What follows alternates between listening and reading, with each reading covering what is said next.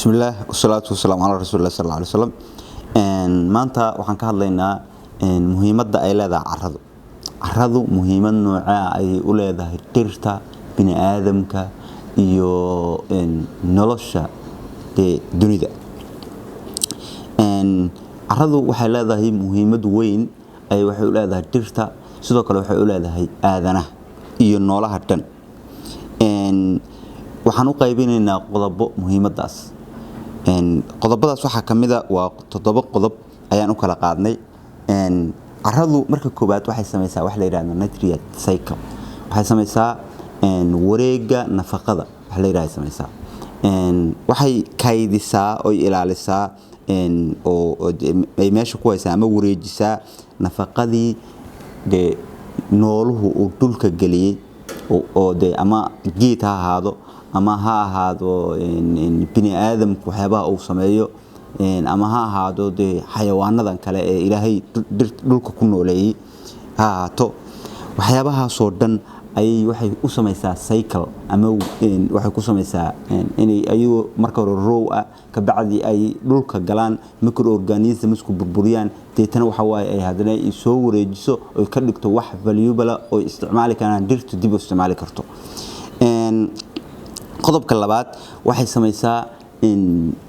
plant growth and food production waxay samaysaa dhirtu inay koraan deetana ay cunto soo saaraan qodobka labaad ama saddexaad aan dhahnay waxay samaysaa water retention and filtration waxay samaysaa biyihii dib u soo celisaa biyaha marka hore waxay ku samaysaa infiltration oo biyihii absorbing ku samaysaa way nuugtaa deetana waxa waa dib ayaa looga soo saartaa oo waxa lagu sameeyaa in ceelashii la qoto deetana waxa waa biyihii ay kaydisay lagala soo baxo qodobka afraad waxa weeye waxay samaysaa carbon dioxide absorption waxay nuugtaa carbon dioxide hadii carbon dioxide ka ay bini aadamku ama waxyaabaha bini aadamku sameeyaa ay hawada soo galiyaan oo dhan oo hawada ku wada jiri lahay waxa waaye laba noolaadeen sidoo kale waxay samaysaa biodiversity ay ilaalisaa oo waxa ku jira microorganismski waxa ku nool animalski waxa ku nool wax walba oo biodiversity ama kala duwanaanshiyo noolaha oo ay ku tiirsan tahay nolosha dhabi waxay siisaa deegaan ay waxay siisaa microorganismska oo ay ku nool yihiin sidoo kale waxay leedahay cultural and historical importance waxa ay kaydisaa waxyaabihii inta noloshaani ay jirtay waxyaabaha laga ogaado waxa kamida dhulka kamida oo inta dhulkaanu soo jiray oo noola ku dul noolay noolayaashii lagu xabaalay ayaa lafahoodii waxa laga ogaa karaa waxyaabihii ay noloshu ahayd marka importantigaas waxa iskale oo gaar ay tahay soilka marka carradu waxa waaye waxa la dhihi karaa waa nolosha boonka ama lafta ugu weyn nolosha ay nolosha ku socoto because waa habitat oo waa meeshii la degi lahay waa waxay soo saartaa food production ay samaysaa waxay ilaalisaa microorganismska waxay ilaalisaa biodiversity-ga wax walba oo noloshan ay bone u ah ama laf dhabar u ah ama backbone u ah waxa way waxay dul saarayeen ama masuulka ah noloshooda waa carrada marka in marka carradii noocaas lagu cayaaro oo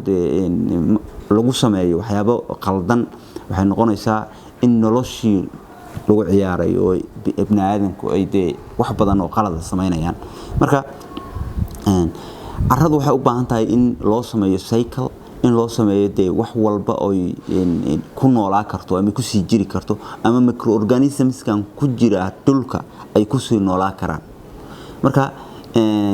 waxaad arkaysaa mararka qaar in waxyaabo qaldan lagu sameeyo in dirtii ay ay ka qaadan lahayd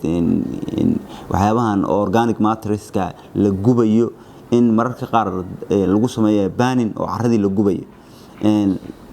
markasta oo microorganismka carrada ku jirta ay dhintaan waa markasta oo documentationka lagu sameeyo microorganism documentsiga ay sameeyaan ay ku sameeyaan organic matterka oo yaraado markuu yaraadana waxa yaraanaysa nafaqadii carrada galeysay markasta oo nafaqadii carrada galeysay ay yaraatana waxa yaraanaya wax soo saarkii carrada markii wax soo saarka carradu yaraatana waxa weeye cuntadii la soo saaray yaranaysa deetana waxa imaanayso dhibaato bini'aadanka ku timaado marka waxaan ku talinaynaa in la sameeyo oo markasta lagu sameeyo carrada ilaalin conservation la waardiyo maadaama ay tahay backbone qaybtan intaas ayaan ku soo koobaynaa. Assalaamu calaykum wa rahmatullaahi wa barakaatuh.